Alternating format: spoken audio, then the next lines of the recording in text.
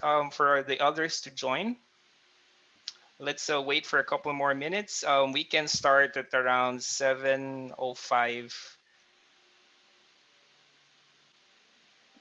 I would like also to acknowledge our guest speakers, Dr. Michael T. And I believe Dr. Eric is also in the call already.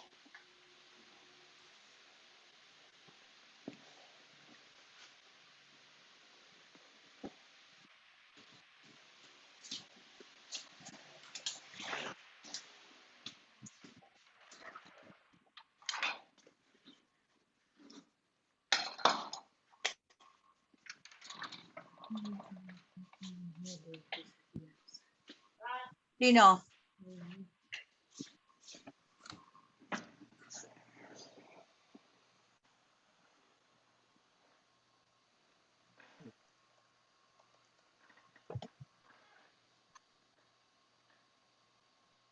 Sa labas.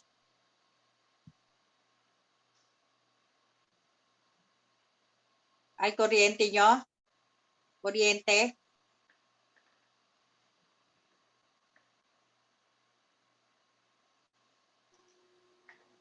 Again, good evening, everyone. Thank you for joining us tonight on the 28th of April for this evening's learning session about COVID tests, vaccines, and other related information. A very timely and very important information.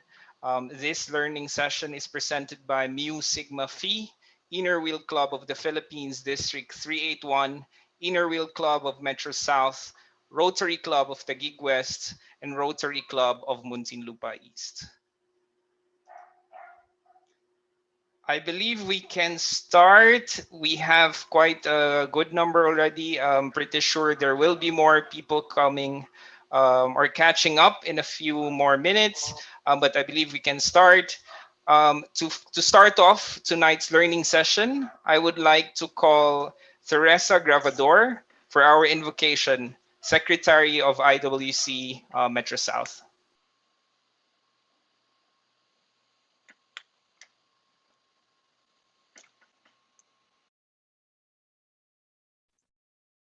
Let us put ourselves in the holy presence of the Lord. Our God of hope, our hearts overflow with gratitude for your abiding presence during this exceedingly difficult and troubled time. May the flames of hope remain aglow among individuals, families, communities, and nations during this pandemic.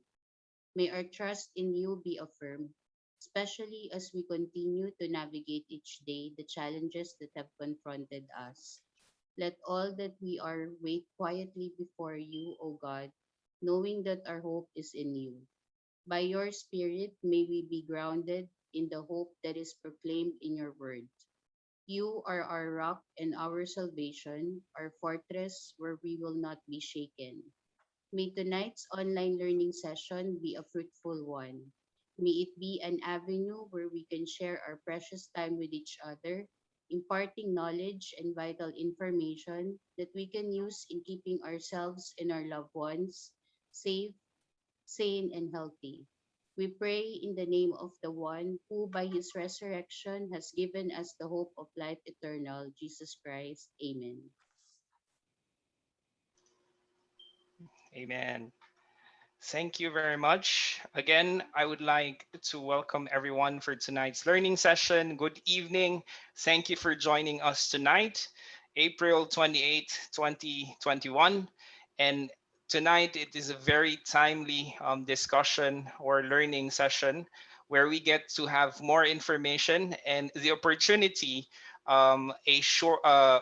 basically we can ask and learn a lot of things about COVID, where we are currently, the tests, vaccines, and other related information.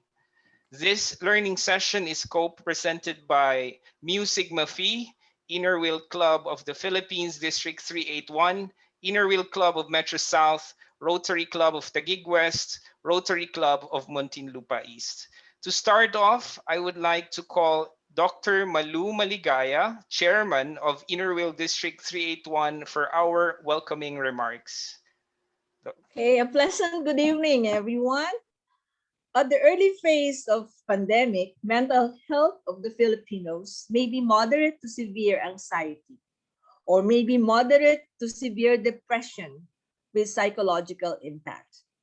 When COVID-19 spreads rapidly, bereavement, isolation, loss of income, and extreme fear became the triggering mental conditions. What you should know to protect yourself, your family, and other people.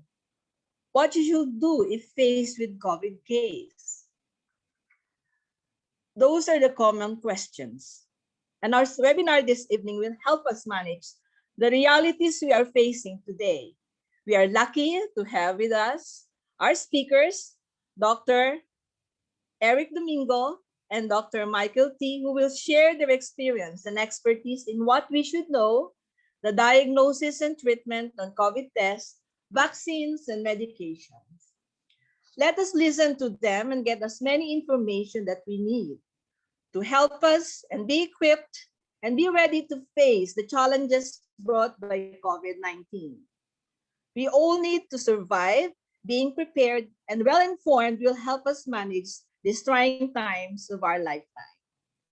I would like to take this opportunity to thank our Charter President of Innerview Club of Metro South and also the President-elect of Rotary Club Muntinlupa East, Miko Reyes, and our other co-presenters, the Rotary Club of Taguig West and UP College of Medicine Mu Sigma Phi Fraternity in organizing this webinar. This is your Innerview Club District Chairman, Malu Maligaya, na bumabati ulit sa inyo na maligayang gabi. Welcome, everyone. Thank you very much, Doc Malu Maligaya. With that, I would also like to call next to formally introduce our first resource speaker, our President-elect for RC Muntinlupa East and Charter President, Ms. Miko Reyes. Good evening, everyone. Am I audible? Yes, perfectly clear. Okay, so our first resource speaker obtained his medical degree from the UP College of Medicine. He completed his residency training in internal medicine and fellowship in rheumatology in the Philippine General Hospital. He is the Vice Chancellor for Planning and Development in UP Manila, an Octa Research Fellow, and a professor at the UP College of Medicine. I am honored to introduce our first resource speaker, my MBA classmate, Dr. Michael T. Over to you, Doc Mike. Hello and good evening to everyone. I'd like to thank you for this opportunity to provide service above self. Tama yan, ano? That's our Rotary. I remember when I was in grade school and I had to join declamation contest. So that's a theme, service above self. And I think it's about time. And it's time for us to do that, especially to help our people in this time of pandemic. I'd like to talk to you about the waves to ride. This is actually the title of our webicon with the Cardinal Santos, and I found it still useful. So the goal of this engagement will be to join you leaders, share some ideas, and take actions that will create lasting change. And we will do this on the backbone of what the Mu Sigma Phi Fraternity pillars would say, the brotherhood, leadership, scholarship, and service. I am also glad that our president, Dr. Maligaya, talked about the psychosocial and mental health issue because we have 5 papers on this, including this impact of COVID-19 on the physical and mental health of Asian, including 7 middle-income countries in Asia, and of course this seminal paper on the psychological impact of COVID-19 pandemic in the Philippines. Yes, Dr. Maligaya, you are right. About 30% of our survey respondents had either depression, anxiety, and stress. And COVID impacted them so much that it affected the way they live. So the waves that I talk about are the variants amongst us, the resulting lack of vacancy, the need to act, isolate voluntarily, our nation's attempt to improve vaccination, and look at the resources that we should value as a nation. The variants amongst us would be the B1531 and the B117. This is already acknowledged by the Department of Health, saying that the highly infectious variants of SARS-CoV-2 were predominant among the samples taken around the country, analyzed by government health experts, and that is the UP and Philippine Genome Center. We call it a variant of concern because of its increased transmissibility, resulting to delayed care because of the overwhelmed healthcare system and resulting to severe disease. It is also possible, but we still do not know. That's why I did not put it in bold, less effective neutralization antibodies from previous infection. What we are saying is that these three bullets are what would characterize a variant of concern. What has been acknowledged is that there is increased transmissibility, and we are probably seeing more severe cases because of increased demand on healthcare. Any proof? This is today. No vacancies. Look at the COVID-19 NCR hospital report taken from the Philippine Red Cross Command Center dashboard. I'd like to focus your attention to the percentage admitted. UniHealth Parañaque Hospital admitted 25, 5 over its capacity of 20 for 125% occupancy rate. Up to number 12, there is 100% occupancy. It is only on the 21st that you will see at least a vacant bed, one bed for Caloocan City Medical Center. And if we follow the DOH uh, or the international safety level, you will say that we will achieve that only when we look at the 62nd hospital, because that's already the one with at most 69% occupancy. From 1 to 61, it's above the 70% level.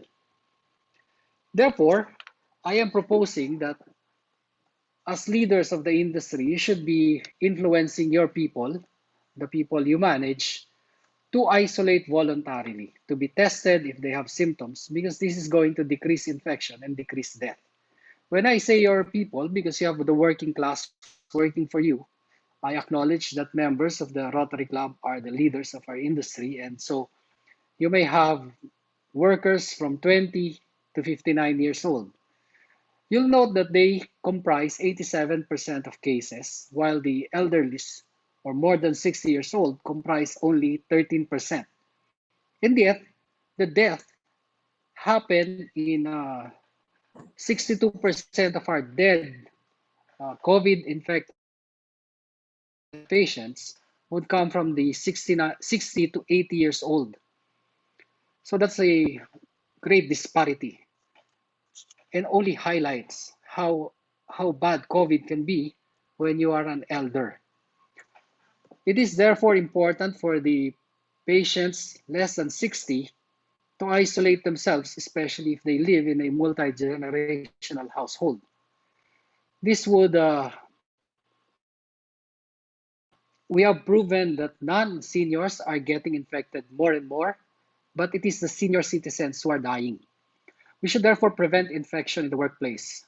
And this can be done through better monitoring, through active engagement for mental health and psychosocial support, so that they will not feel that ayoko na lang magpa-test kasi baka pag nakitang positive ako, hindi ako papasukin sa trabaho.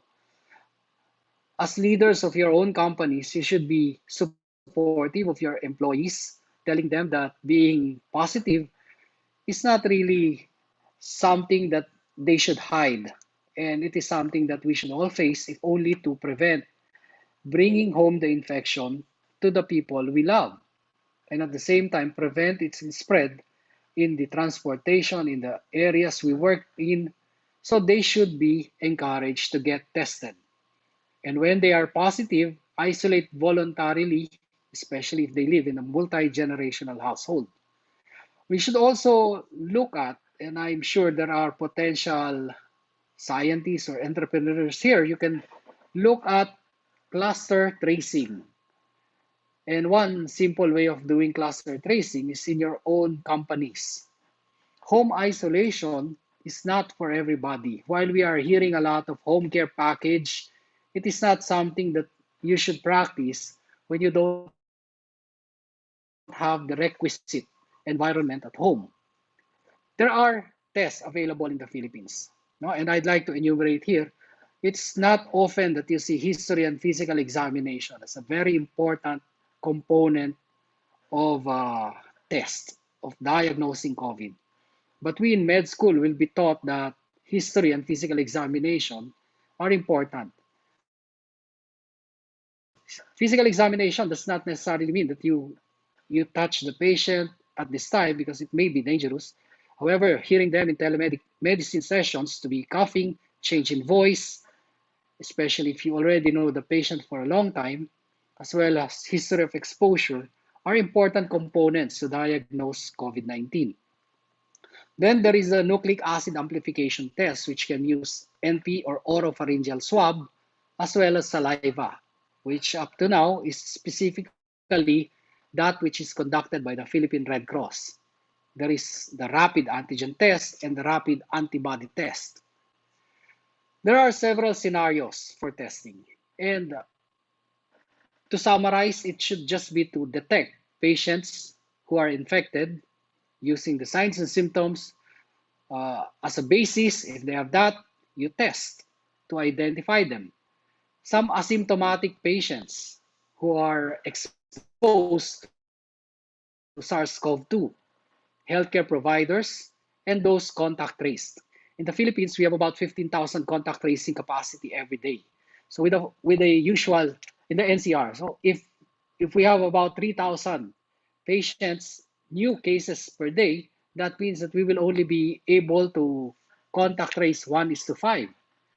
So that's also an important way of identifying whom we should diagnose through testing. Another scenario would be screening to identify asymptomatic infected people. These are the employees in a workplace setting, students, faculty, and staff in the school or university.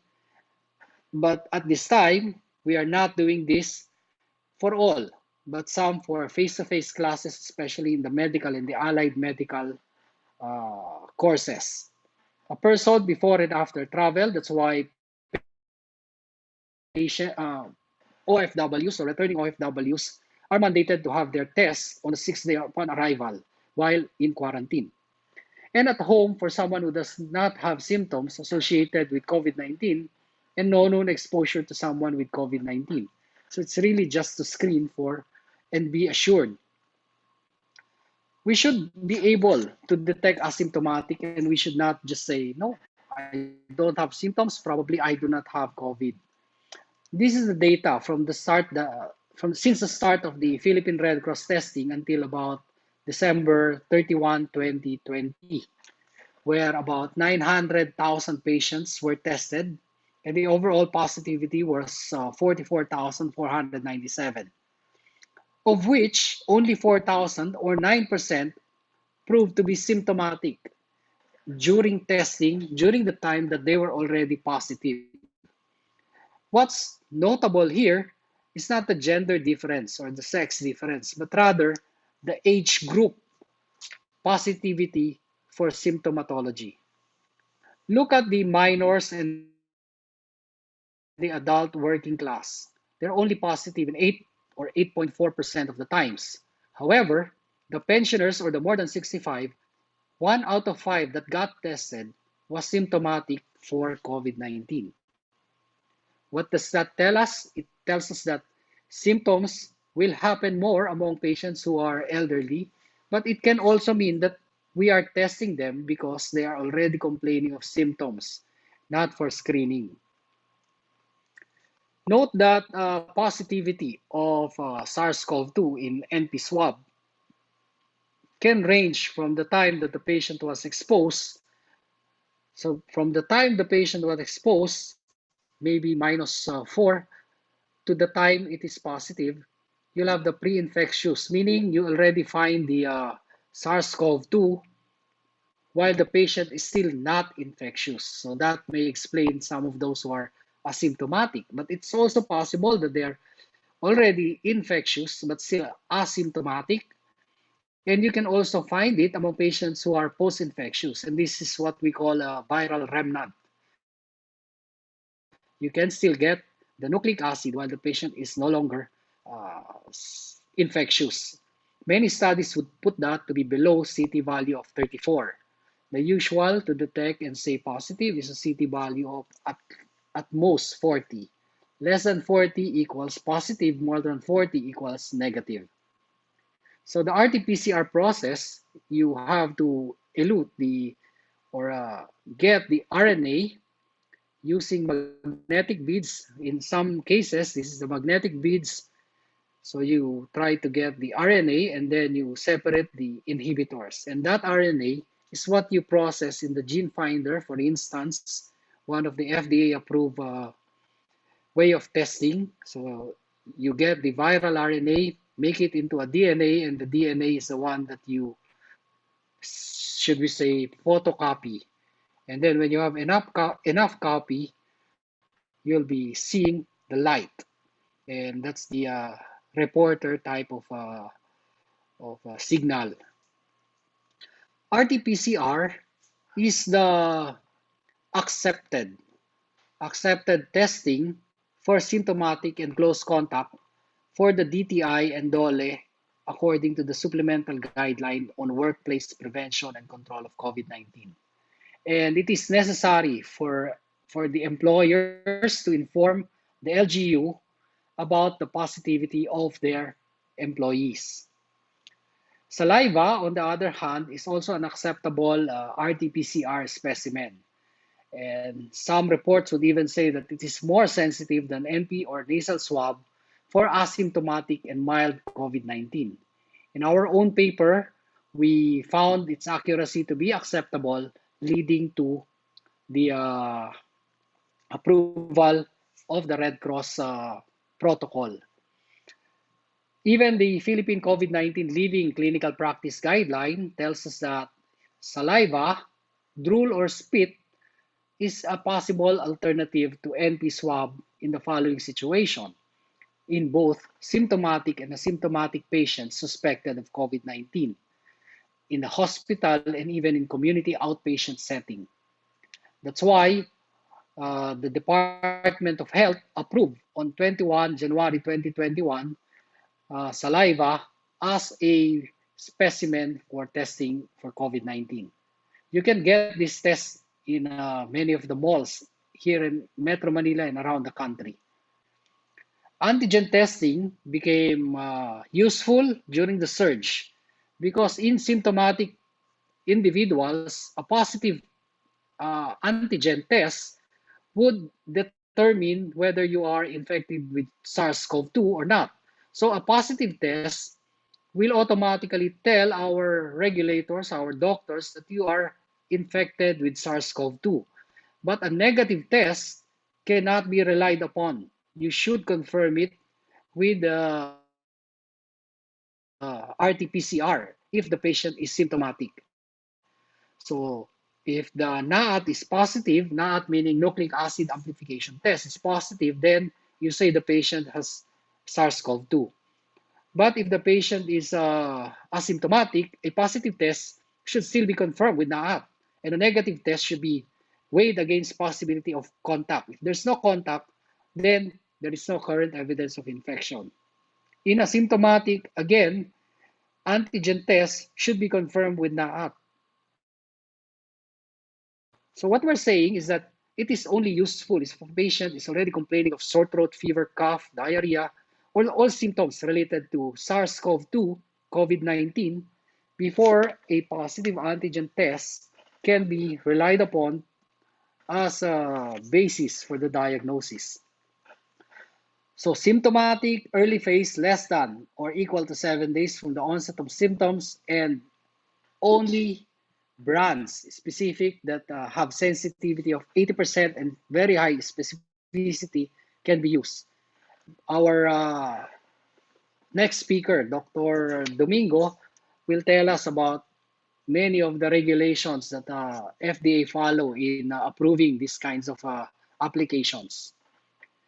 And mind you, we recommend against the use of saliva specimen for rapid antigen tests suspected of COVID-19. So even if you are symptomatic, you cannot use saliva because there's no study saying that it is possible to use it. We recommend against the use of rapid antigen tests alone in diagnosing COVID-19 in asymptomatic. So that Philippine living guideline is consistent with this. You cannot use it. If it's asymptomatic, no. Even a positive antigen test cannot be relied upon. So you need it only now that there is a surge where you have lots of patients with symptoms who may not be able to undergo NAAC. Rapid antibody testing was popular in the early days, but even then I was already questioning its value, considering that antibody will appear after you've already had your infection, and therefore finding it has no public health value in terms of preventing infection. And the official Gazette of the Philippines, the Joint Memorandum Circular, supports that. RT-PCR or antibody test is also not recommended nor required for asymptomatic employees returning to work. As I told you, antibodies will appear after the infection. But even antibody tests to check for returning employees is not recommended.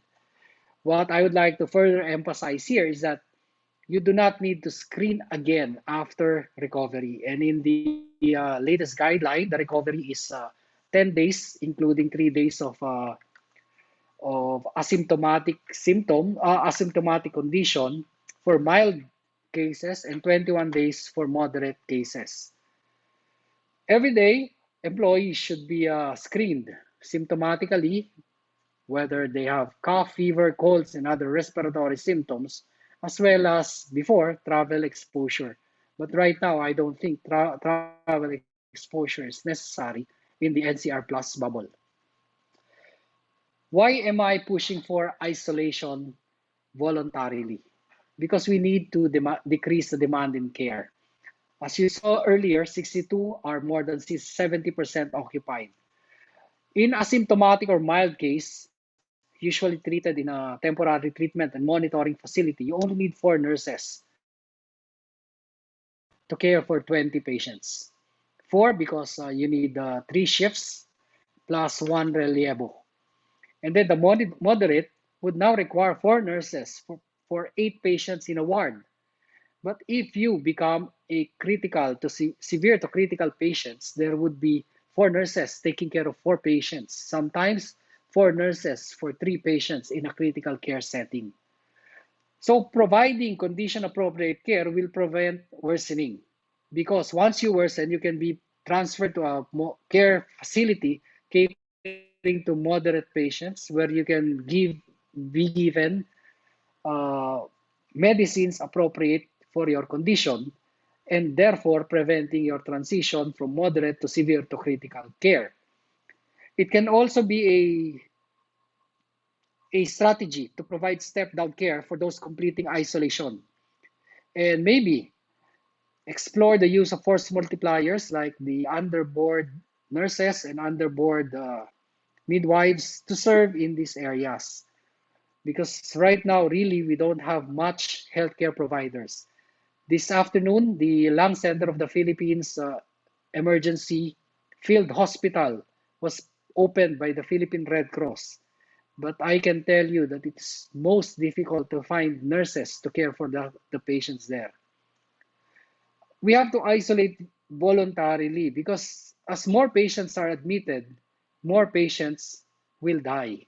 And this is already seen in the most recent March 1 to April 22, where we found 318 newly admitted patients dying out of the 1130 minus 224 admitted. Of course, the 224, we don't know what will happen to them.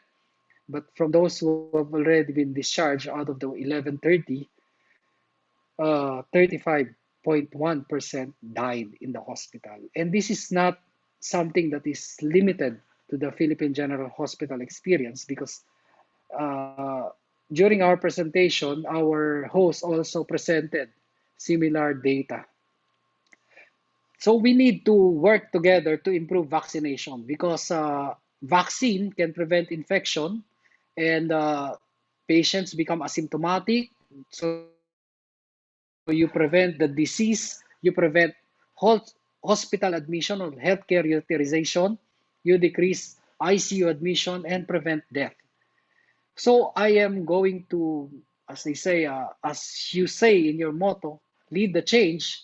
I'd like you to, I'd like to challenge you now to also lead the change in influencing your people, the people you have influence over, to accept vaccination as a way to escape this pandemic. Finally, I'd like to talk about the resources that we should value. I'm showing here that India, which is a known exporter of vaccine, is halting or considering stopping vaccine exportation.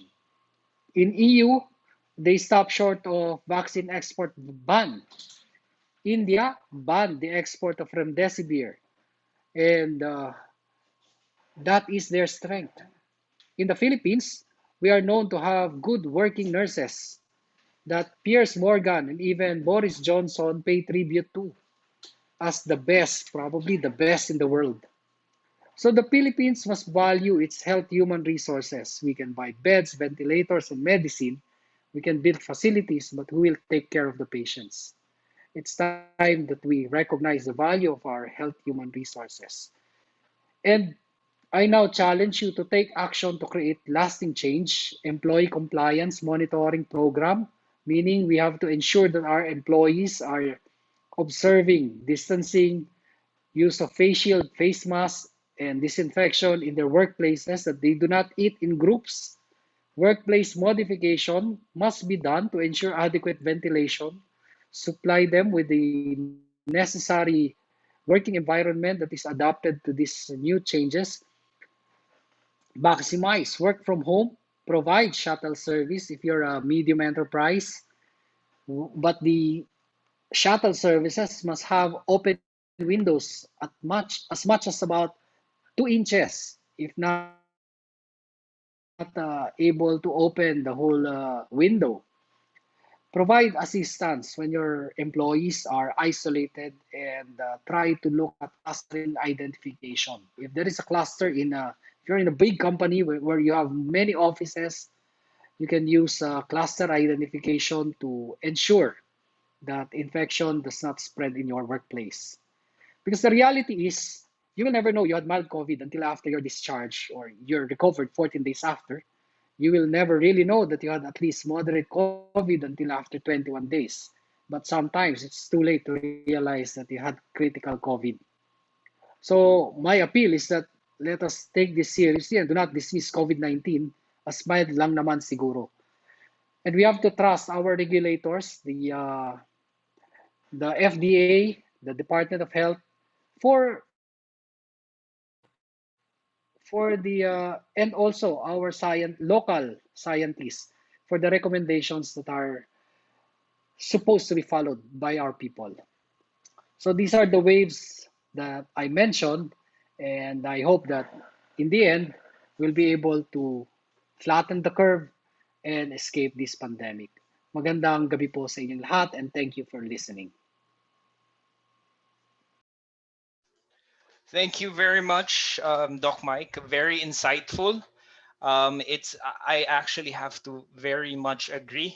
The waves to ride.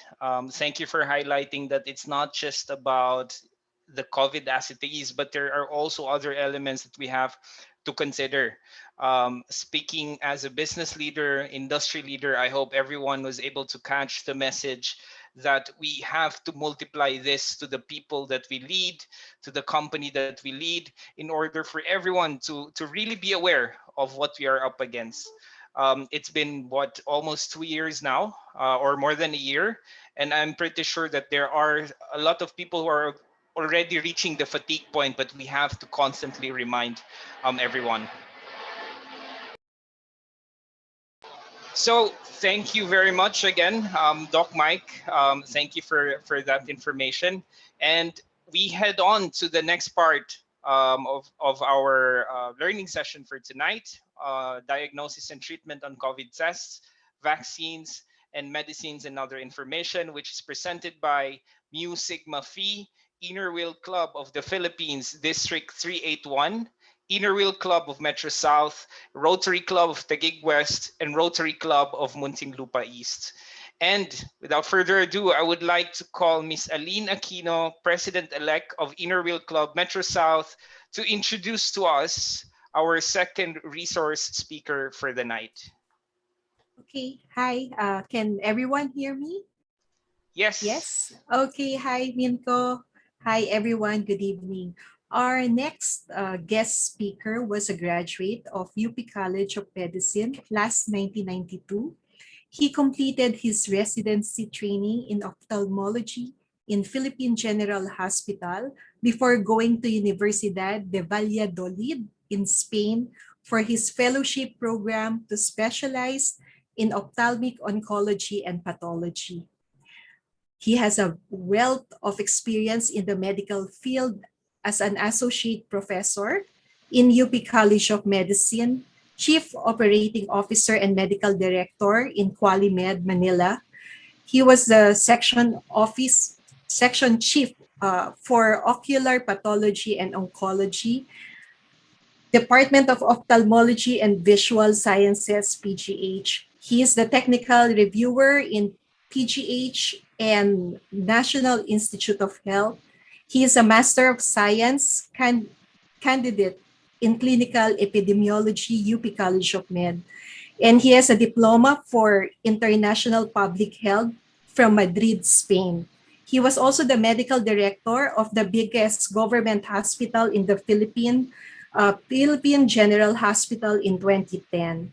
He is currently the Director General of the Food and Drug Administration, one of the busiest government agency in the country, who handles the most critical tasks during this COVID era. So without further ado, I would like to introduce our man when it comes to COVID-19 vaccine, Dr. Rolando Enrique Eric Domingo. Hi, Doc. Welcome.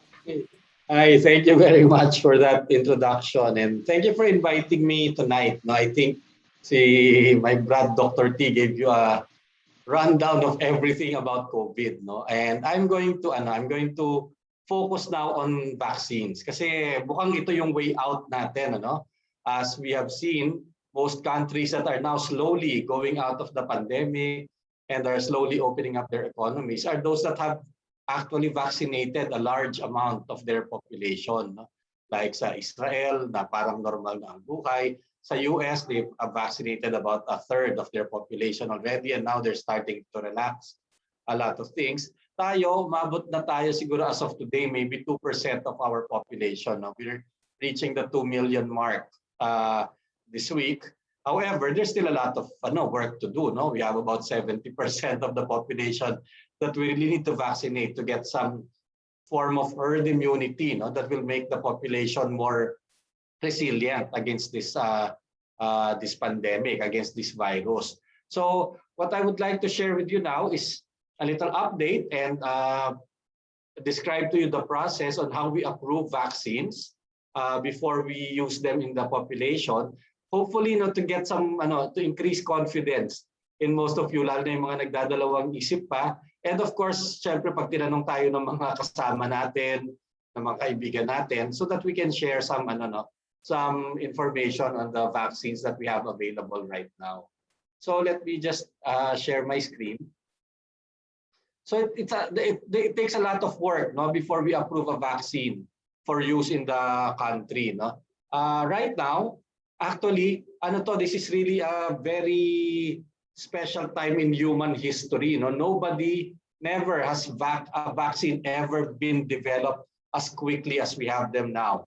Usually, ang vaccine development sa mula dito sa discovery, sa gray part, hanggang umabot dito sa approval, no, or what we call a marketing authorization or yung certificate of product registration. Minimum yan, mga 7-8 years, no? However, tayo ngayon, 1 year pa lang may vaccine na. That's because all of the scientists, all of the industry, all of the universities are really working towards developing a vaccine. Right now, there are about 270 vaccines that are under development. Yung 180, nandito pa tayo sa discovery and preclinical research. No? But there are about another 88, 87 vaccines that are actually already in the clinical trials. No? Phase 1, a few people, healthy people. Phase 2, you do it in more and then check the dosage. And then phase 3, to check the efficacy and safety. No? So dito sa phase 3 ngayon, we have about 14 vaccines that are actually being used all over the world in at least one country, given an emergency use authorization. Now, what is an emergency? Lagi nyo naririnig yung EUA, no? So like I said, ang normal vaccine, simula sa discovery hanggang approval, mga 7 to 8 years yan. Kung maghihintay tayo ng ganyan katagal, masyado naman siguro ng matagal para magka-pandemic ng 7 taon. So during times of emergencies, we give what we call EUAs or emergency use authorization, meaning that we give the authorization for a vaccine to be used even if it is still here, no, in the middle of the phase 3 clinical trial.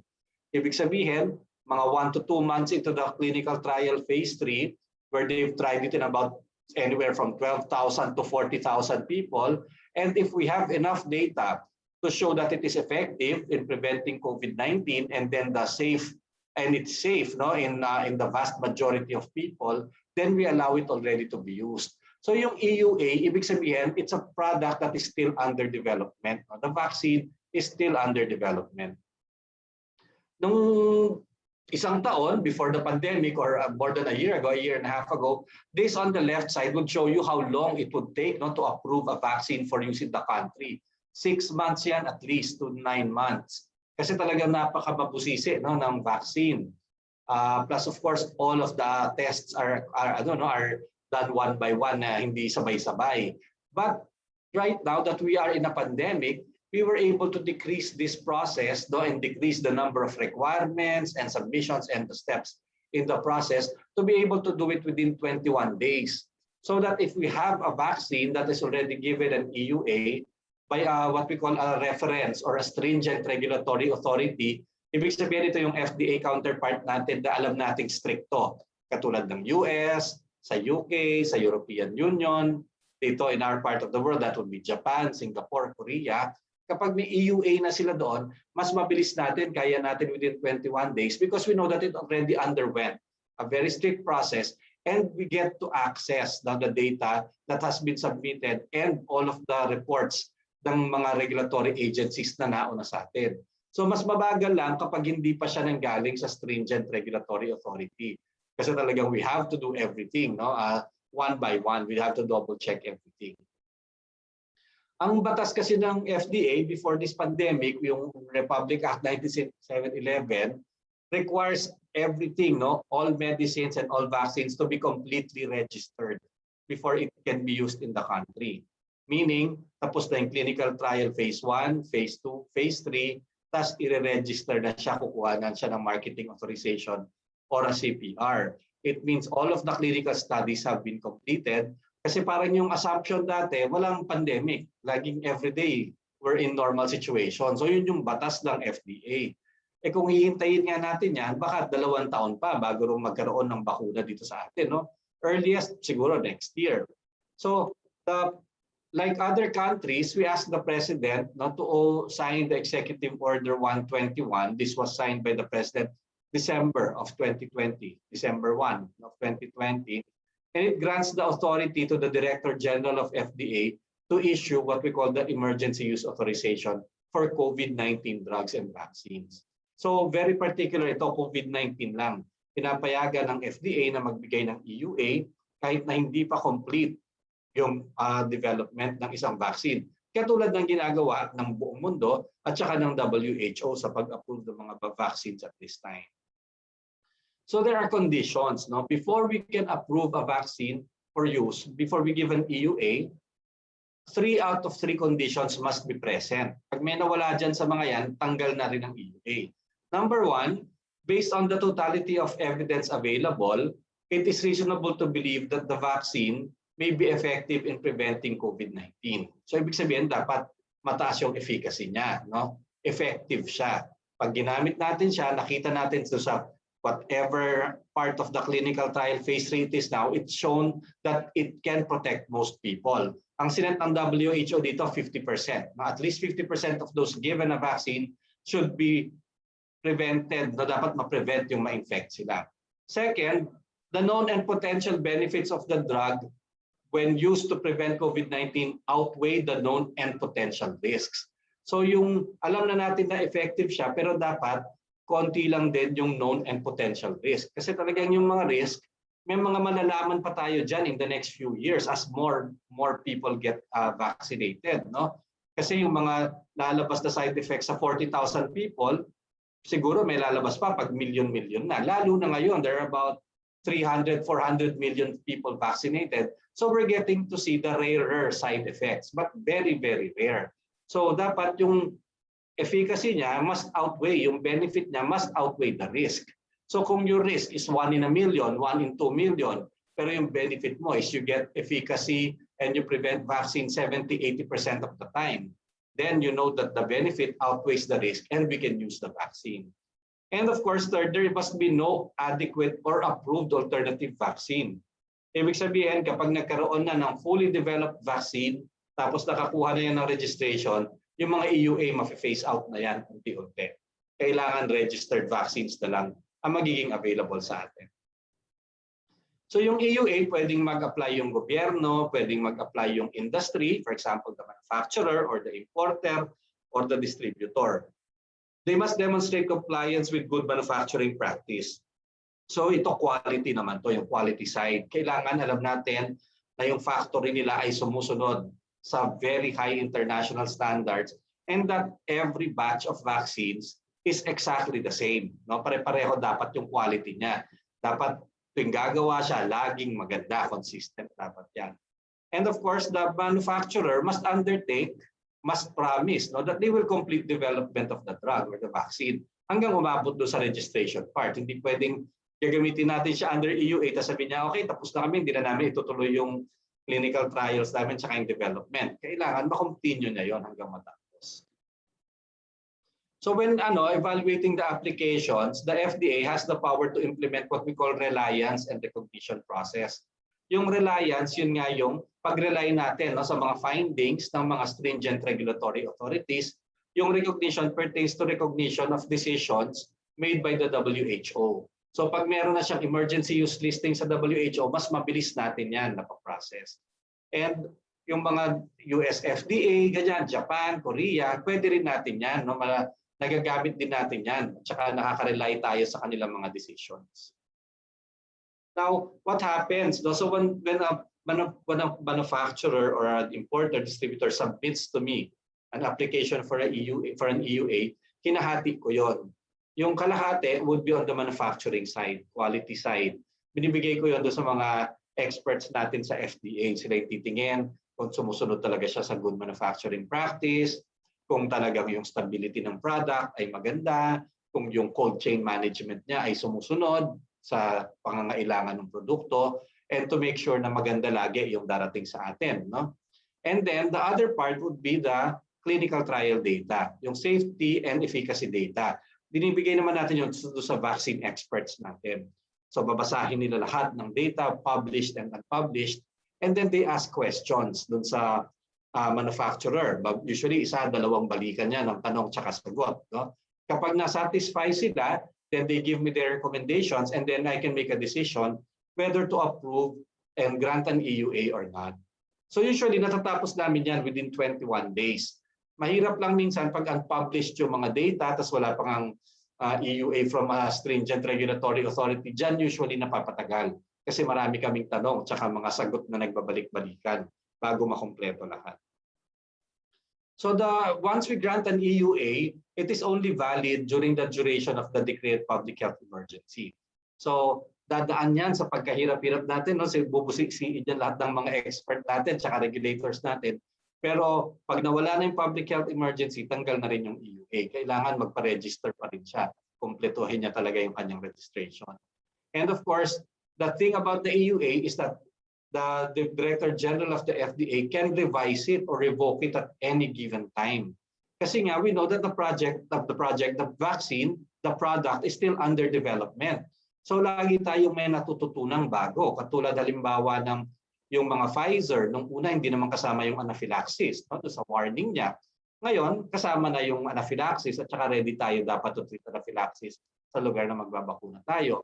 And then of course, yung the more recent ones, yung AstraZeneca or Janssen, have been investigating these possible cases of 1 for every 1 million, no, na merong possible na unusual blood clotting events. So tiningnan natin yan, pinakita natin sa experts natin at nakita naman talaga natin na 1:1 million, tapos kung madidetect mo naman ng early, pwede mo naman siyang magamot, then the benefit still outweighs the risk. Kasi kung hindi ka naman magbabakuna ng 1 million na yon, baka 100,000 ang magkaroon ng COVID doon, at doon sa 100,000 na yon, baka 2,000 ang mamatay dahil 2% ang mortality rate. No? So yun yung tinitimbang natin. We continuously revisit the benefit and the risk ratio.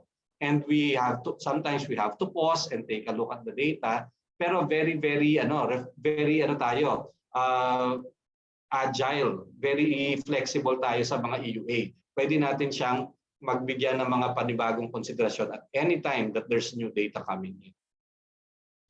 Now, the thing with the EUA, since it is a product under development and it's a very new product, siguro ang taong pinakaunang nabakunahan ng bakuna ng COVID-19, 9 months ago lang, wala pang 1 taon. So talagang marami pa tayong matututunan sa produktong ito.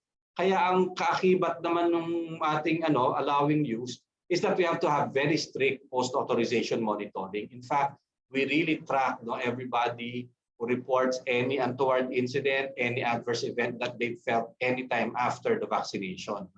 Usually, ang binabantayan lang naman natin na adverse events following immunization, 30 days. Pero tayo, this time, 1 year, babantayan natin lahat, and we will be checking everybody. And of course, the EUA holder is also required to complete pharmacovigilance obligations. Babantayan talaga natin yan. In the same way na binabantayan natin dito sa Pilipinas, ang FDA, once reported to us, we also check our counterpart FDAs all over the world to see if there's anything happening there that might be similar, kung merong pattern or kung may mga cluster of cases. So it's a global monitoring system that we are involved in. So once we grant an EUA, ito yung conditions niya. Number 1, the EUA is not a marketing authorization. Therefore, the vaccine cannot be sold commercially. Hindi siya katulad ng mga vaccine natin na flu na pwede tayo pumunta sa clinic or pumunta sa mga malaking drugstore, bumili at magpabakuna. Ito, pwede lamang siyang ibenta sa gobyerno at sa mga partners ng gobyerno. Kasi hindi pa nga siya authorized for marketing na product. It's really just for use as a weapon of our public health emergency response. So gobyerno pa rin talaga ang unang-unang magko-control sa kanya. So yung cold chain management has to be very, very secure. So pagdating niya dito, unang-una, may cold management plan yan bago natin i-approve. And then yung FDA, upon arrival sa airport hanggang makarating sa babakunahan, sinusundan natin yan to make sure na na-maintain yung cold chain para hindi nasisira yung bakuna. Kailangan traceable lahat ng mga bakunang gagamitin natin. At kamukha nung isang time na may nakita sila sa Bicol na sira yung thermometer, hindi talaga ginamit muna yung bakuna na yon, hanggang ma-check na talagang thermometer yung sira. Kahit na lahat ng nakapaligid sa kanya umaandar yung thermometer, alam naman na tama ang temperature. Yung isa, dahil weird yung mataas yung temperature na na-monitor, kahit na alam mong hindi naman, we just had to check and double check it before it was used again. So very strict ang handling natin ng cold management, ng cold chain. And then of course, yung pharmacovigilance, if you get vaccinated, they will give you a number where you will report if you feel anything, so that we can keep track of everything that's happening to the people who are vaccinated. The vaccination providers are required to participate and comply with the training required by the DOH. So bawat vaccine, iba rin yung training niya, iba rin yung kanyang guidelines. So kailangan yung magbabakuna, private partner siya or LGU partner siya, kailangan magti-train sila sa DOH, and we have to provide the fact sheets to the recipients and the caregivers. Kailangan alam nila lahat kung anong what to watch out for. Ngayon, electronic na. No? If you look at the website of the FDA, for example, if you're given a vaccine, you ask for the brand. Doon sa website namin, nakalagay din doon yung EUA at saka yung product information. So makikita nyo kung ano yung pwede nyong maramdaman, kung ano yung common, tsaka rare side effects that you have to watch out for so that you can report if you're feeling anything. No? And number 3, imperative that we obtain a written informed consent. Nobody can be vaccinated without their consent. No? Kailangan papayag tayo at gusto nating magpabakuna para bakunahan tayo. And then of course, we are required to report any adverse events following immunization. So as a para lang meron tayong update, ito na yung mga po natin, meron na tayong 6 na vaccines that have been given emergency use authorizations by the FDA. The first actually na nag-apply was Pfizer, January pa to, 3 buwan na, 4 na buwan na, mag-4 na buwan na merong EUA, and I believe finally they will be making a delivery soon. Kung hindi May, baka June, magkakaroon na rin ng supply ng Pfizer. Kita nyo, ang dami-dami nating binibiling bakuna, kasi sa sobrang agawan ng bakuna sa buong mundo ngayon, walang isang brand na makakapag-supply sa atin ng bakuna for 140 million doses na for 70 million people. So we really have to source vaccines from all possible suppliers para mabakunahan natin yung 70% ng population natin. Yung AstraZeneca, this is one of the first na dumating. Noong January namin kinata ng EUA, we got the first AstraZeneca batch from the WHO, yung COVAX facility. And I think we're getting the next one also within May. Tapos by June, yung mga order natin darating na rin daw. Yung one of the latest na binigyan natin ng EUA, hindi pala one of the yung Gamaleya, itong Sputnik vaccine, I think we're expecting shipment by May 1. Yung alam ko, first 20,000 doses of the Gamaleya Sputnik vaccine. The Gamaleya Sputnik vaccine is very similar to the AstraZeneca vaccine. They're called yung mga adenoviral vector vaccines. So darating na rin yan. Yung Sinovac, ito yung medyo maraming nasusupply sa atin ngayon.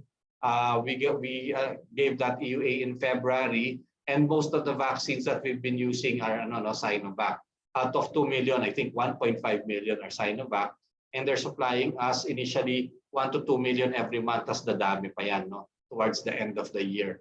So kahit na ngayon mabagal ang dating ng bakuna, we expect na by siguro at the early part of the third quarter, second half of the year, July, dyan talaga dadagsa ang maraming bakuna. Dyan talaga maraming mababakunahan na tao hanggang siguro mga October, November. So kaya nga yung sinasabi natin, baka naman yung Pasko natin this year medyo mas mag-normalize na kasi dadami na talaga yung mababakunahan natin. And then last week, we gave 2 new EUAs. One is for vaccine from India, yung Covaxin. This is from Bharat Biotech. I think they're still getting orders for this. Hindi natin alam kung kailan darating. Mostly LGUs, local government units yata ang nag-order dito. And then the last one was yung Johnson & Johnson. The Janssen vaccine is also an adenoviral vector vaccine. Pero ang niya is a single dose regimen, yung pina-approve nila sa atin, with efficacy rate of about 70 to 80%. So ito, isang bakuna lang siya. And in the future, ito pa yung mga finally, nung Monday, yung Moderna applied for an EUA with us sa FDA. So our experts are now looking at this, and knowing that it has, of course, EUAs from very stringent regulatory authorities, I do not foresee this to be taking long. Baka by next week, patapos na namin ang processing ng EUA niyan. And then yung mga possible lang in the future, yung Sinopharm is another Chinese product. Kaya lang wala pang sinasubmit ito na requirement sa amin yung nag-a-apply.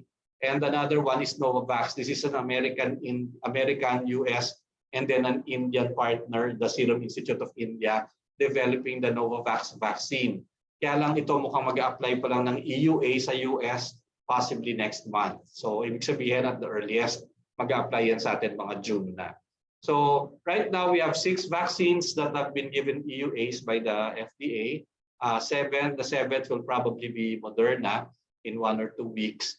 Pagkatapos nun yung hopefully meron pang madidevelop na ibang vaccines towards the end of the year, and hopefully by next year baka meron na talagang completely registered products. So that's it. That's what we have to look for, what we have to look forward to when it comes to vaccines. And I hope that when it's your time to, when you're called to get your vaccine, that you please go to the vaccination center. And we all have to do our part. Thank you. All right, thank you very much, Doc Eric Domingo. Hashtag Team Domingo yan. Thank you for the information. Actually, it's very interesting to see where the different stages of EUAs are. I think I would also like to highlight that FDA is really doing their work in making sure that these vaccines are safe for us Filipinos. It's not just about accepted na siya sa US. We still have to do our homework here. So thank you for all the hard work. And I do agree, vaccine is the key, our way out. And I like to also emphasize what you mentioned earlier, that this is a global partnership with other countries to ensure maximize safety and acceptance. So thank you again for those information developing news. Actually, and hopefully Moderna will be published soon from a personal perspective, because we also ordered from the private sector in our company, and we're waiting for the EUA and the supply to come in. All right, thank you very much. And now we head on to the very interesting part also, which is the Q&A session. That's why I would like for people, if you have questions, clarifications, feel free to type it in the chat box, as we will be led by Doc Vicente Bernardo to lead us with the Q&A session. He is the past president of Rotary Club of Dagupan East, which is District 3790. Doc Vicente? Yes, thank you, President Minko. Good evening po to everybody, and of course to everybody who has been properly introduced. Good evening, DG Eric and Vice Chancellor Mike. So I've been tasked to field some of the questions, some of which are in the chat box, and some of which were sent to me by the organizers. So let me begin with let me go straight to maybe this is a question addressed for Director General Eric Domingo regarding the variants. Will the current vaccines work against the emerging variants of concerns? In particular, they mentioned here I think they're referring to the mutation in India that's currently spreading there. So, sir, can you comment on this, sir? Yeah, that's a good question. Of course, you have to remember that all of the vaccines were developed using the original virus, the original variant of the virus. And we expect, of course, that as new variants come in and then the virus changes, there might be a slow decrease in the efficacy of the vaccines. That's why we have to really hurry up and get that herd immunity quickly, while the old virus is still the dominant virus. However, it's not going to lose the efficacy completely. Bababa lang naman ng konti yan. And of course, like some of the viruses, some of the vaccines, like the mRNA vaccines or protein subunit vaccines, which only use small parts of the virus, can always be revised later on. Pwede yan, kayang i-improve yan ng mga vaccine makers to be able to respond to the newer variants. So, ang maganda naman doon sa ibang lumang vaccine like Sinovac na or yung mga tinatawag natin na inactivated virus, whole virus, mas malaki naman yung chance kasi buong virus yung nag-create ka ng antibody against. So mas malaki din yung chance na theoretically na kahit na mag-change ng konti yung virus, magkakaroon ka pa rin ng response to it. So the answer is it might decrease slowly the efficacy of the vaccines, but not completely. It will still protect you. And it just shows that we have to move very, very quickly. Kasi the more we allow it to circulate and multiply, the more variants there will be. Kaya kailangan itigilin na natin siya ngayon pa lang by getting everybody vaccinated. Okay, thank you, DJ Eric, for that, for your answer. Maybe while you're here, I'll go straight to the next question, and it is with regards to should patients with weak immune systems or any pre-existing conditions still receive the vaccines? And how should their medications be managed? I think si Mike ang ating Yeah. internist ang sasagot niyan. Okay. Yes, they should still receive the vaccine, especially if you are immunocompromised but still able to mount an immune response. First, you should understand that being immunocompromised put you at a greater risk of having severe COVID. If you are vaccinated, you may be able to train your immune system to fight the infection. So that is a plus already. Your concern actually, whether you should receive vaccine or not, is whether you will be able to mount the same kind of immune response as an immunocompetent individual. So if you're taking steroids, more than 20 milligrams, it might be best to wait out or decrease your dose immediately without suffering from adrenal insufficiency. Patients who are on methotrexate should be stopping methotrexate a week before and a week after. And some of those who are on special medicines that we give in rheumatology should be advised to wait it out because there is no point in challenging their immune system with a vaccine. But overall, if you're immunocompromised because of a condition like RA, SLE, you should because there is a need and a little protection is better than no protection at all. Do not worry about the adverse events. There is very minimal adverse event, especially in the Sinovac, which Director Domingo gave me a copy of. Di ba, Eric, yung study on adverse reaction, allergies to Sinovac, he said, eto, basahin mo na lang, huwag mo ko tanungin. Parang teacher ka talaga siya no, na ito, basahin mo. And when I read it, oo nga, walang allergic reaction when it came to Coronavac or Sinovac. So it is safe and you should get it. Okay. Now, while we're on to these side effects, maybe any of you can answer this question.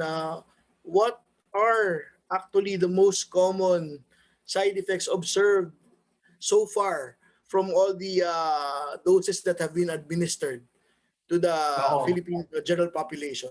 Yeah, we just reported this, I think, the other day after our 1 millionth vaccine. Right now, dalawa kasi yung ginagamit natin, no? Yung AstraZeneca at yung si Sinovac. Magkaiba, no? Magkaiba yung nakikita natin na side effects. Sa AstraZeneca, mas common ang allergies, fever, chills, yung parang mild na trangkaso yung nakikita sa AstraZeneca.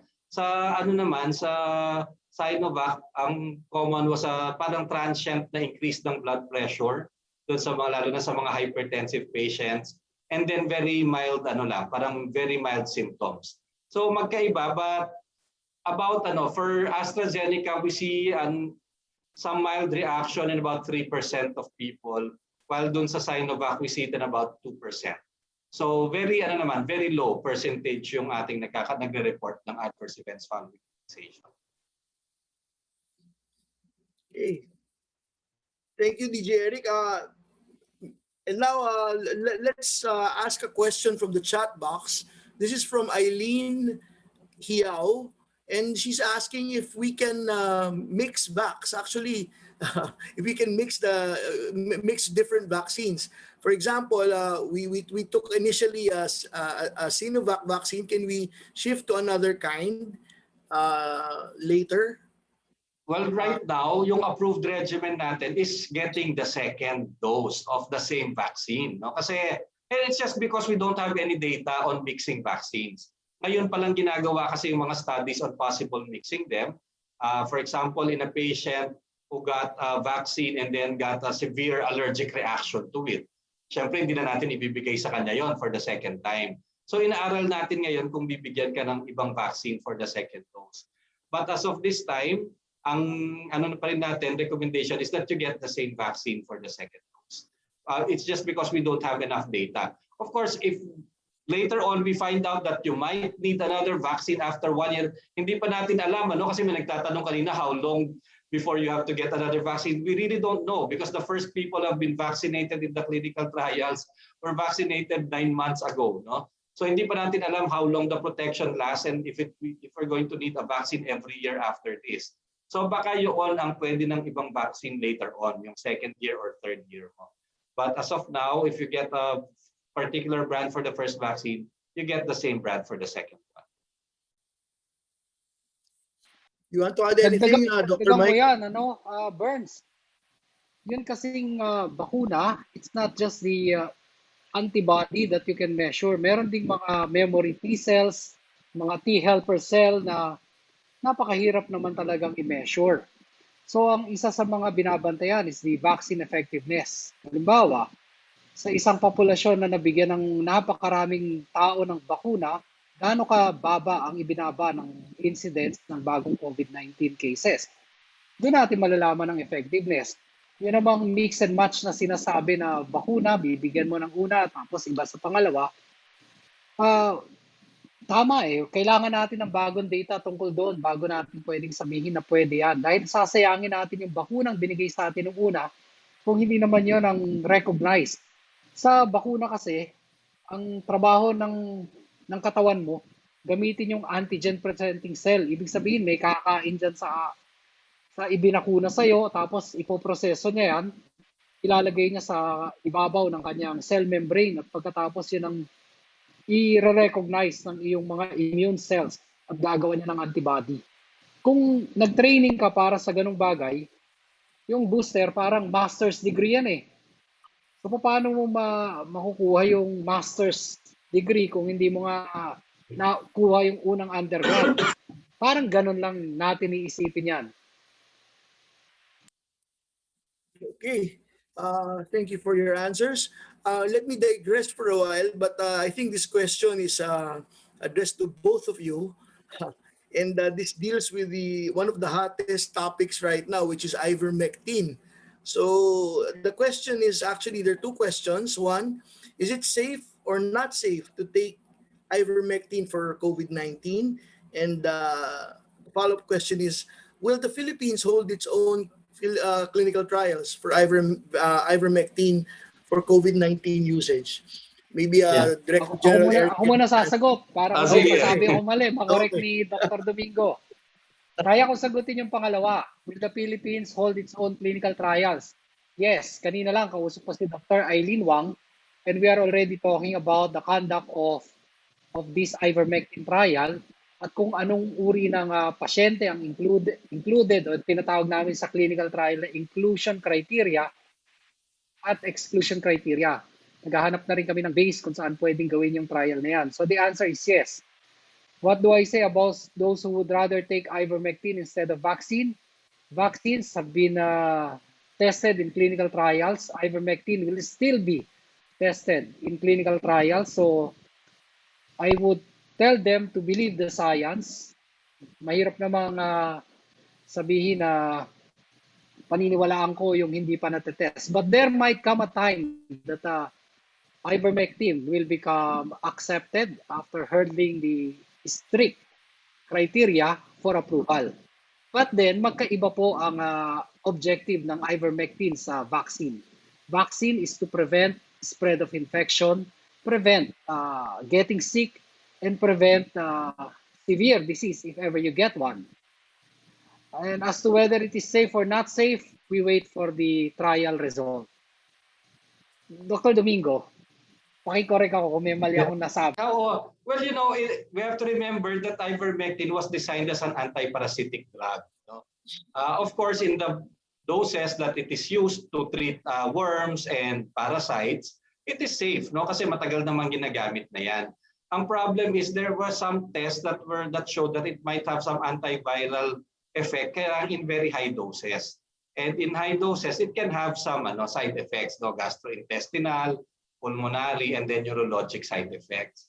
So meron kang risk at high doses, and at the same time, yung value niya in the treatment of COVID-19 is still unproven. So kung hindi mo naman proven yung value niya to treat, yung benefit niya, tapos may risk, mahirap talaga siyang ireseta. Kasi lagi tayong benefit to risk. Dapat the benefit must outweigh the risk.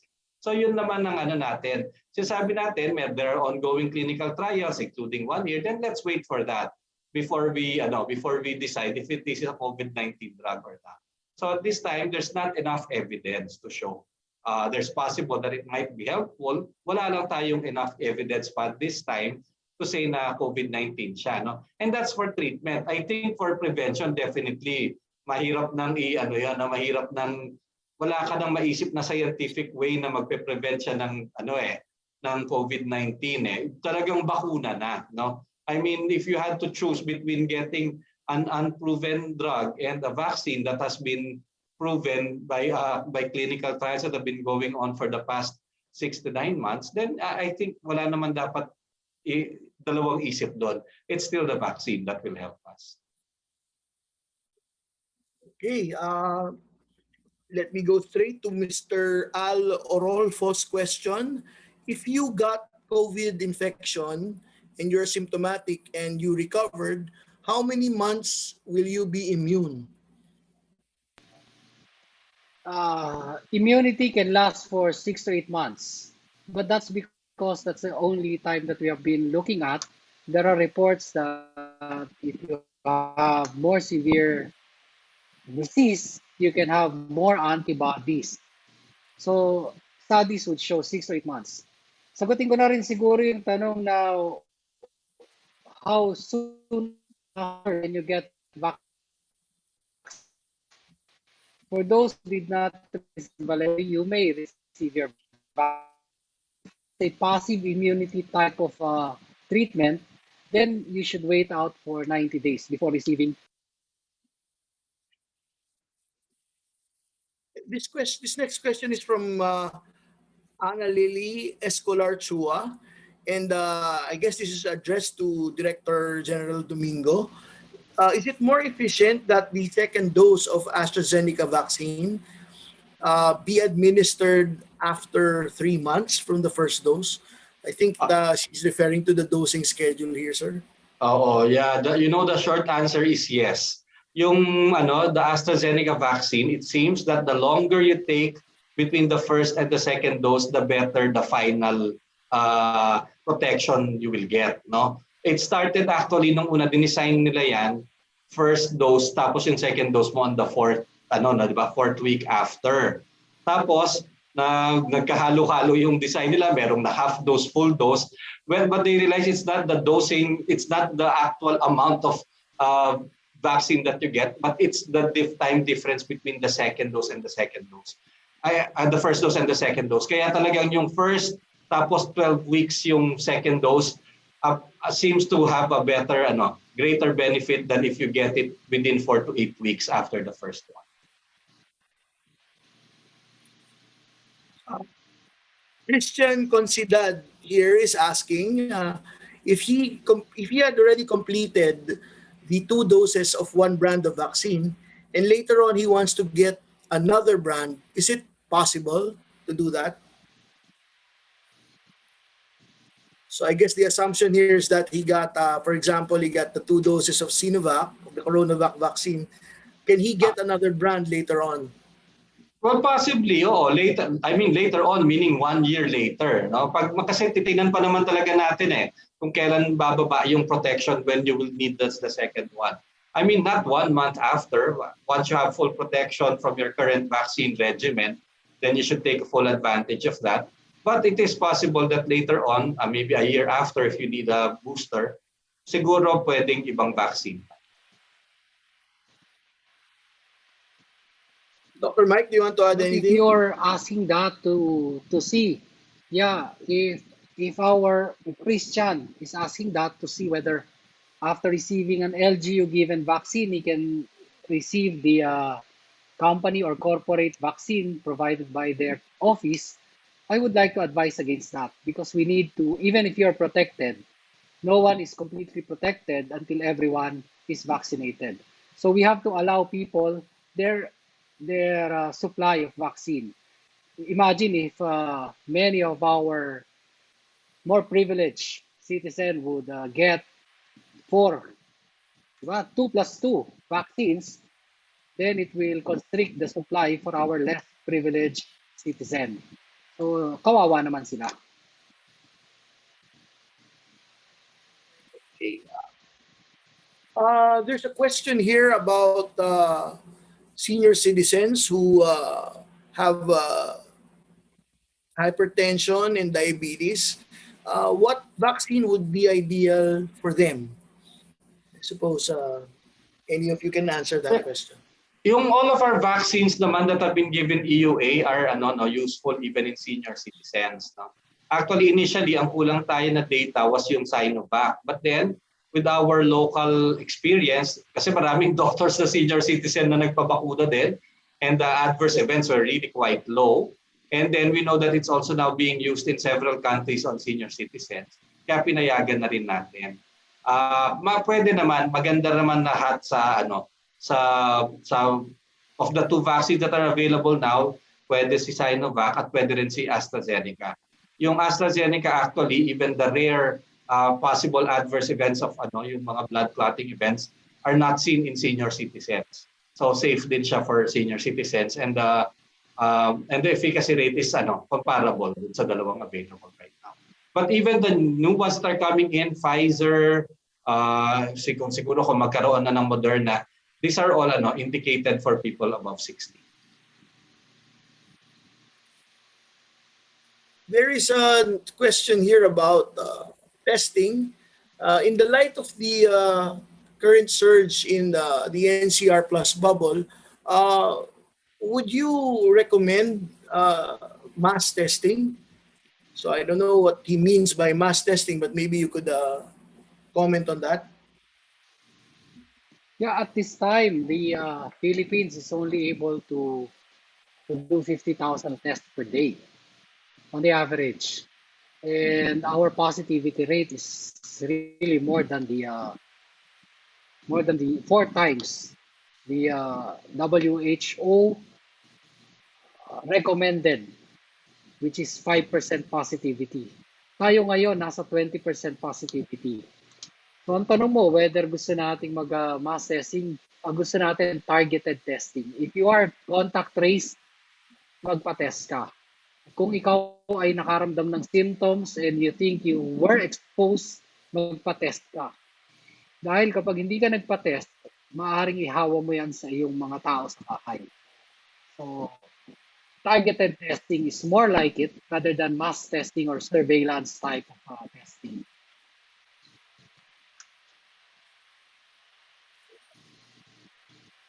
There is another question from the chat box. Actually, they're asking if from Eileen again, Hiao. Apparently, she has friends who are. She's asking if there are people who are immune, because she has friends who have not changed their lifestyle and who go out regularly but still haven't got COVID. They also get PCR tests now and then. So, have you experienced that kind of those kinds of individuals in your practice, Dr. T? Yes, in fact, just now I received a message from my classmate na nag-positive na sa wakas yung isang katulad ng ganyan na friend niya. Pinakita sa akin na nag-positive na yung PCR just now. At ang malungkot nun, positive din sa dengue.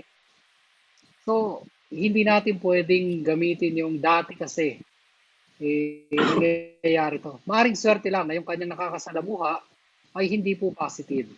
Pero pag tayo natsambahan, at yung tsamba ngayon highly transmittable variant, napakahirap naman po. At hindi rin ako magre-recommend na subukin ang tadhana. Dahil kapag meron siyang comorbidity at nagkaroon siya ng COVID, halimbawa 60 years old na, 6% ang pwedeng mamatay or 6 sa 100. Kapag mahigit ng 80, ay 12 hanggang 15 kada 100 ang maaaring pumanaw dahil sa COVID. Yan nung hindi surge. Ngayon, kung naghihintay ka ng kama sa ospital, habang ikaw ay nasa kotse mo, ay mas mataas ang tsansa na pumanaw. Magandang malaman na swerte yung iyong mga kaibigan, subalit wag natin yung subukan?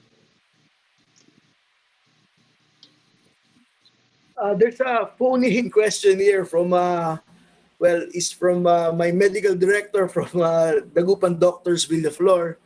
I think this is addressed to Dr. Eric Domingo. And this is with regards to if people from overseas would like to donate vaccines, what is the process that will be undertaken? And does it still need to be a tripartite agreement as mandated by the government, or are there any extra processes required, sir? Yeah. Well, first of all, it's very difficult, no, for somebody from overseas unless it's the government ng ibang bansa ang magdodonate kasi lahat ng bakuna ngayon EUA eh. Meaning they are not commercially available. So kung kung may magdodonate, nakakaduda kung saan nanggaling yan, ano? Kasi gobyerno din ang may-ari niyan eh. So may possible na may problema. Hindi pwedeng ipamigay yung pag-aari ng gobyerno din nila eh para sa ibibigay sa atin, no? But if it was a government-to-government transaction, you know, we are so strict that even if the DOH has to import a donation, they have to get an EUA from FDA. Yung DOH mag-a-apply siya ng EUA, even if it's a vaccine that already has an EUA, siya yung kanyang batch na idodonate sa kanya, ikukuha pa niya ng EUA sa akin and they have to give me all the documents pertaining to that batch of vaccines.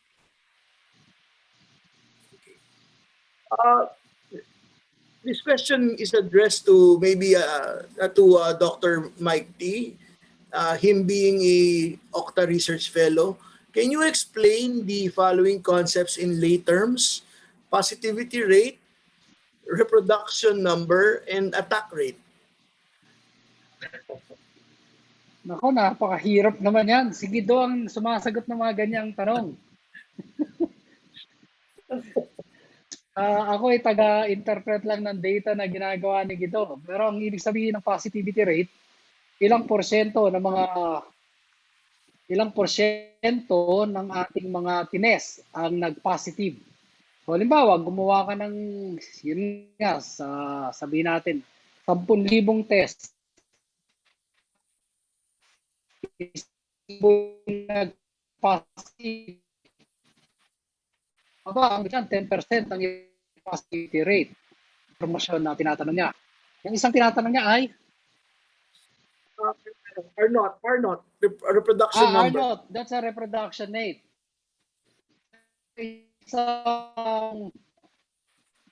Isang life cycle o yung incubation, ilan na mahawa? Halimbawa, ikaw ay may isang pasyente, pag sa mo R, 2 mahawa noon. Kapag 1.5, 1.5, so sa kada 2, may 3 magkakaroon na bago. Yun yung ibig sabihin ng reproduction rate. At yung attack rate naman is per 1,000 population, ilan na nagkakaroon ng sakit sa period na yon. This is also with regards to testing. Are all rapid antigen tests reliable? I believe there's a list that was issued by the FDA, and maybe our Director General can elaborate on that, sir. I'm sorry, Bernie, can you repeat the question? Yeah, the question, sir, is are all rapid antigen tests that are in the market now reliable in terms of accuracy in diagnosing active infection? And is there a list that is issued by the FDA in that regard? Yeah, so all the tests that have been approved by FDA are found in our website. Kaya lang hindi rin pare-pareho yung kanilang accuracy, no? So quite a few of them have been tested by RITM. And if you look at the RITM website, nakalagay din doon yung mga tinest nila at yung sensitivity and specificity nila. So if you're going to procure, for example, for a company, you better check out para mapili nyo yung pinakamaganda for your needs, no? But I think like Dr. T said, yung antigen test, ano yan? Hindi naman yan screening yan, ano? Hindi siya confirmatory test. If it's positive, maniniwala ka na positive.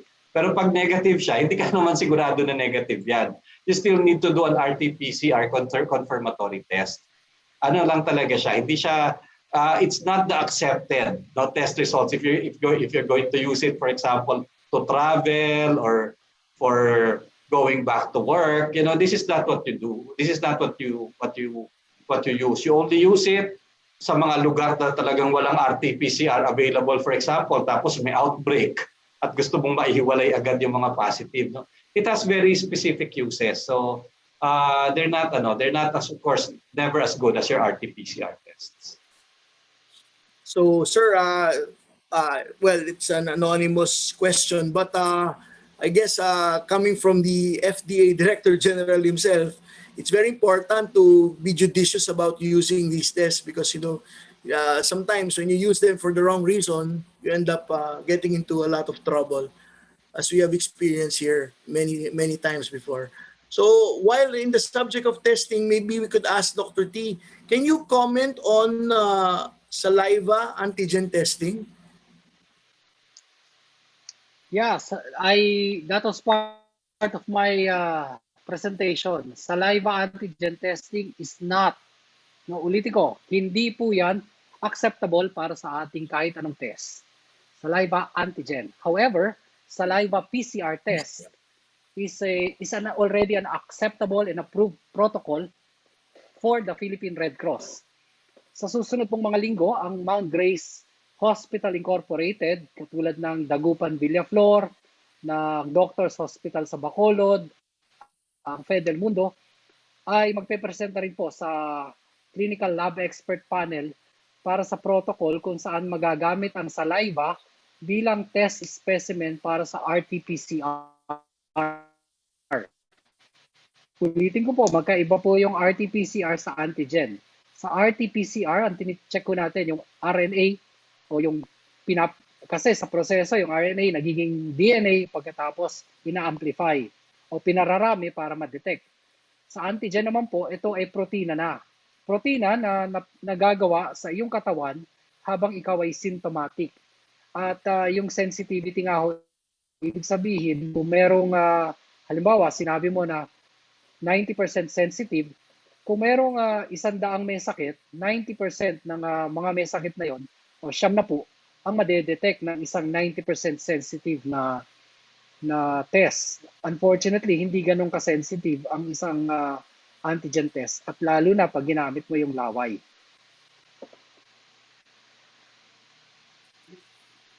Maybe we have time for maybe 2 more questions each. In the interest of again of our organizers limiting our time to this is a repeat question, sorry.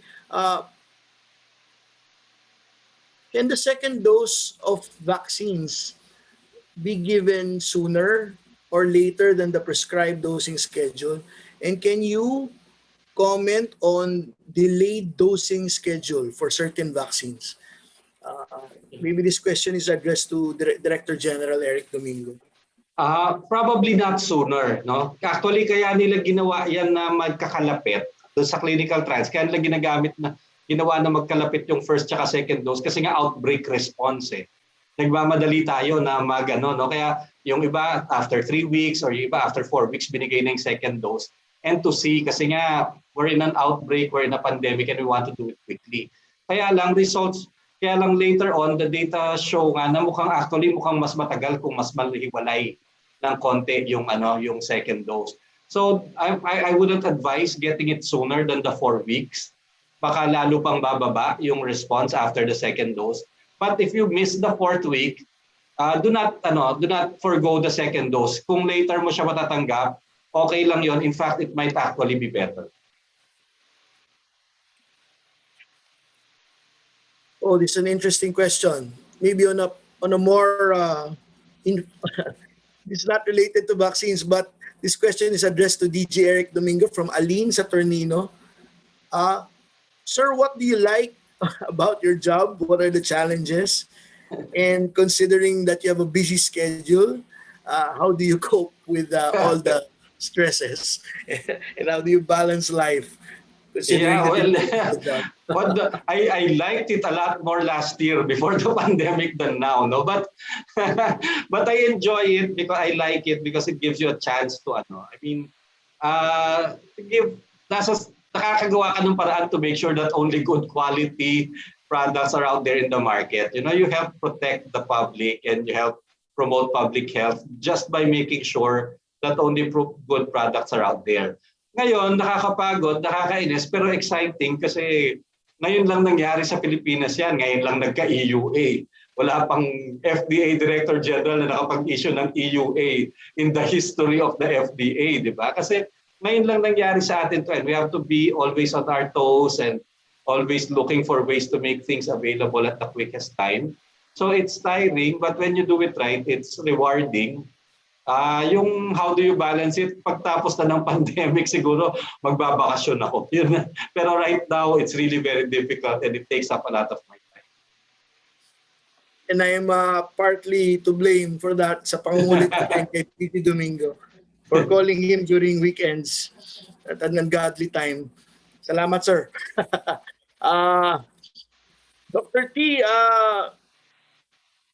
you mentioned earlier about the measures that can be undertaken by the private sector towards improving COVID-19 testing and tracing in the workplace. So, can you be more specific in those, like what undertaking should be done in terms of the private sector being more participative in these aspects?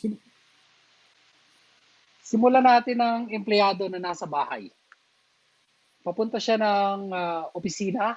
Kung meron tayong pagkakataon, let us provide shuttle for employees' housing so that they can stay in a bubble if that is not too economically draining. Number 2, kung pwede siyang manatili sa bahay kasi nasa back-end ang trabaho niya, maximize work from home.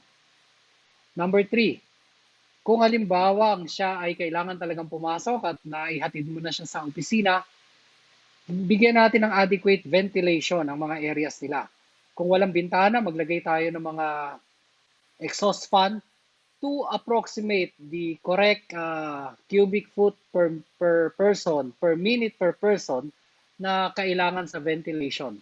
Sa UP Manila, we are doing that now, modifying our classrooms to allow for more face-to-face opportunities for our students. Kasi yung mga nurses at saka yung mga dentista, hindi pwede yan magtrabaho lang sa kanilang bahay.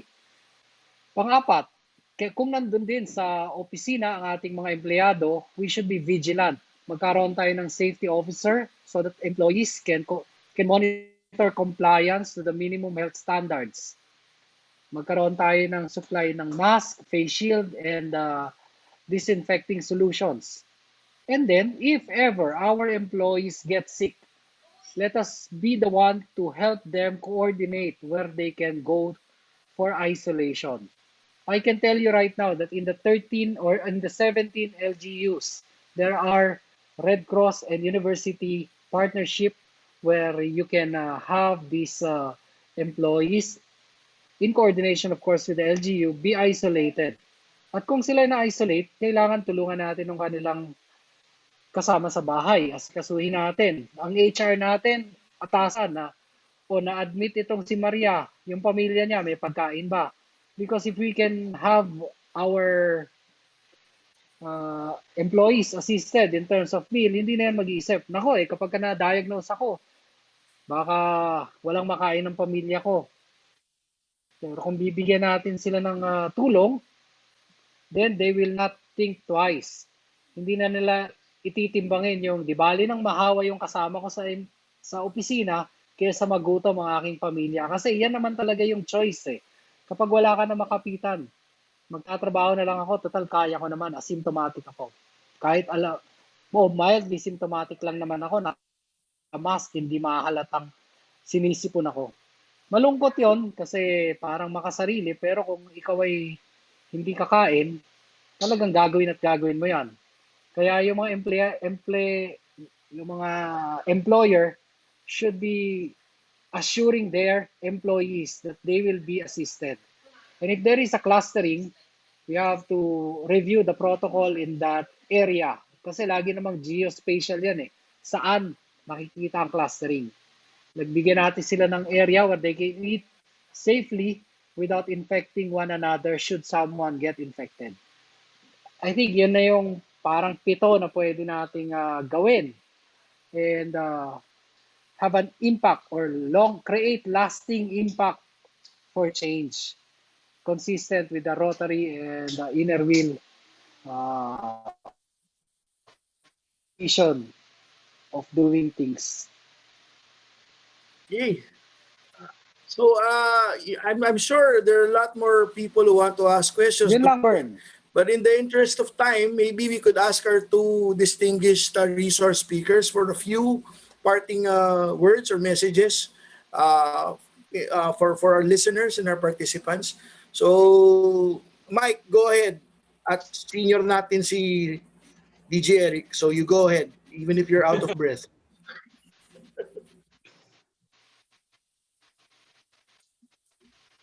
Nag-freeze Nawala na si si Mike. Mike. Nawala. Mike? Can you give a Yes. can you give a parting message, Okay. maybe? Okay na ako, no? Yeah. Yeah. When I was invited by Miko, I said yes immediately because I know that the organization represents or consists of leaders in the industry, people who are able to influence the minds of our citizens. And I hope that with our presentation, we are able to convince you, to convince your employees, to convince your community about the need to take COVID-19 seriously and to, in my case, consider the test properly. Hindi pwedeng test lang tayo ng test at pagkatapos ng test, parang lisensya pa yan para mag-party. Hindi po tayo nagte-test para makapag-party-party. Nagte-test po tayo to diagnose and at the same time to screen para kung halimbawang meron tayong makita, maiwasan ang pagkalat ng sakit. Hindi po ngayon ang panahon para magpa-test para makapagpa-party. Dahil marami na hong nangyaring ganyan. Hindi po lahat ng test ay sensitive enough, lalo na sa unang bahagi ng ating infeksyon, kung saan pwedeng magkalat na tayo ng sakit. And the interval between testing to the time of gathering is also a period of risk. So mahirap naman po na akala natin negative tayo, yung pala meron tayong sakit. Umaasa po ako sa inyong tulong para mapalaganap din ang vaccine confidence. Huwag ho kayong mag-alinlangan sa dedikasyon. Ito sasabihin ko, okay, sa dedikasyon ng FDA na sa pamumuno ng ating kasama ngayon na Brad ko, na si Director General Eric Domingo. Talaga hong pinagsisikapan nila at yan ho, isang taong may integridad. Hindi po yan basta-basta magdesisyon ng hindi tama para sa ating bayan. Magandang gabi ho sa inyong lahat. Thank you. Thank you, Vice Chancellor Mike T. Now we go to our Director General, Eric Domingo. Sir. Thank you, Bernie. Well, thank you, Miko, for having us tonight. And we really take time out to explain and to try to give information that will help all of us. Magaling kang magpaimbita. Si Mike T ang pinaimbita mo sa akin. Alam niyang hindi ako hindi. Kahit na pagod naman, basta makakatulong tayo at saka makakadagdag ng impormasyon. Unfortunately, siyempre we have a limited time naman. Baka si Miko, kamag-anak ko pa nga, hindi ko alam. Pero, I'm sure meron pa kayong questions. But about the vaccines, please check out the FDA website. It's fda.gov.ph. So once we approve a vaccine, nakalagay doon yung emergency use authorization niya, including the indications for the vaccine and the limitations, at merong product information doon. So kung hindi pa kayo nababakunahan, now is the time to take a look at all of the vaccines para pagdating ng time na tatawagin ka na, nandun ka na sa A1, A2, A3, A4, or whatever, or B1, B2 na kayo, pagdating nyo sa vaccination center, you'll be informed. No? You know what to expect, you understand what the vaccine is, what it can do for you, what you might feel afterwards para hindi tayo masyadong nangangapa. And then we can give our full-hearted consent not to have ourselves vaccinated. Kasi we really have to do it to protect ourselves and to protect our family. And responsibility natin yan sa bansa natin eh. Kailangan maitawid natin ang Pilipinas dito sa pandemic na to. And that's the best thing that we can do right now is to have ourselves vaccinated. Okay. For my part, I'm glad that I was invited to participate in this event, and even gladder to be able to be the company of two very distinguished gentlemen in their fields. Salamat po sa inyong lahat. I'm turning over the mic to our President and MC, Minko. Sir. Thank you very much, Doc Bernie. Thank you, sir. Actually, I would like to request for everyone to hang on a bit. After the closing remarks, we will just take a little bit of photo, of course, for everyone participating. But without further ado, I would also like to call the most exalted brother of Mu Sigma Phi, Doc Jen Montemayor, for our closing remarks. Good evening. Last Monday, April 26, 2021, COVID-19 cases in the Philippines already breached the 1 million mark.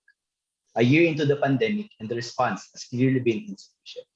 Effects of the pandemic are felt across all segments, with frontliners overwhelmed, daily wage earners losing their jobs, business closing down, and people at the margins bearing the brunt. As Dr. Mike T confirmed in his talk, we are constantly hearing news about hospitals being unable to accommodate COVID-19 patients and of healthcare workers being overwhelmed. When faced with these type of the question being asked revolves around the means on how we can save ourselves and how we can elevate these conditions, especially as members of our social organizations. Tonight, we are fortunate enough to have the chance to learn about important information from experts in the field. We discussed COVID-19 testing and its application, and vaccine development and approval. These were facilitated by Dr. Mike T, the Vice Chancellor of UP Manila, and Dr. Eric Domingo, the Director General of the FDA. We also had a very substantial question and answer segment moderated by Dr. Vicente Bernardo. The information we discussed equip us with the necessary know-how which will allow us to protect ourselves, our loved ones, and the communities we serve. More importantly, however, is that these facts emphasize the importance of solidarity. This discussion encourages us to continuously exert the effort to work together to streamline solutions and contribute to the response on this ongoing health, economic, and social crisis. And what better way to do it than to start with ourselves? With this, we bid thee a blessed evening and stay safe, everyone. Thank you very much, Doc Zen. And before we all go, I would like to ask for everyone, let's have a short photo. CP Miko will take care of the photo. If you can, please turn on your camera. Then we can take our photos. CP Miko? All right, switch on your cameras, everyone. Let's take a souvenir. Thank you so much, Dr. Michael T. and Dr. Eric Domingo. All right, so page 1, smile. Okay, page 2, smile. Okay. Thanks, Minko. All right. Again, thank you very much to our very, very, you know, hardworking people behind the pandemic. FDA, DG, Doc Eric Domingo, Doc Mike T, to the rest of the Mu Sigma Phi, our friends from Inner Wheel Club and our friends from Rotary Club. We will be posting the video of the recording of this learning session. If you can, please do share, because it's one way for us to help our community as well, to ensure that we deliver the precise, accurate, and true information, and we try to really avoid spreading fake news. Again, this is Minko Domingo, President of Rotary Club of Taguig West. Thank you very much. Thank you for joining us, and please stay safe. Thank you. Thank you. Bye. Night. Bye. Oh, I see a batchmate of mine, Leovic. How are you? Thank you, thank you, thank you. Thank you. Thank you, everyone. Thank you to our guests.